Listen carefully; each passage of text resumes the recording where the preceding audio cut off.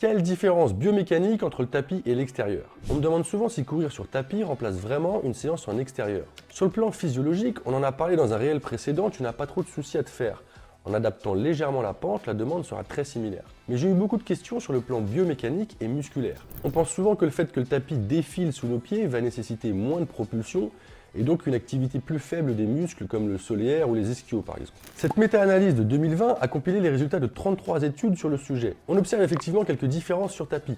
Un angle pied-sol plus fermé à l'attaque, donc un pied qui arrive un peu plus à plat, légèrement plus de flexion de genou à l'impact, donc une amplitude de flexion de genou plus faible sur toute la phase d'appui, une oscillation verticale moins importante et donc un pic de force propulsive légèrement inférieur. Mais attention, le niveau de confiance attribué à ces différences est faible, voire très faible, et surtout les résultats peuvent varier en fonction de plusieurs paramètres. La vitesse utilisée sur le tapis, l'habitude ou non du sujet à courir sur tapis, son profil biomécanique de base, la puissance du moteur du tapis. Bref, ce qu'il faut retenir, c'est que globalement, sur tous les plans, spatio-temporel, cinématique, cinétique, activité musculaire, la course sur tapis est largement comparable à la course en extérieur. Tu n'as pas à t'inquiéter sur ces points. N'en fais simplement pas ta seule et unique modalité de course, garde un minimum de volume en extérieur, mais c'est pour moi un excellent outil.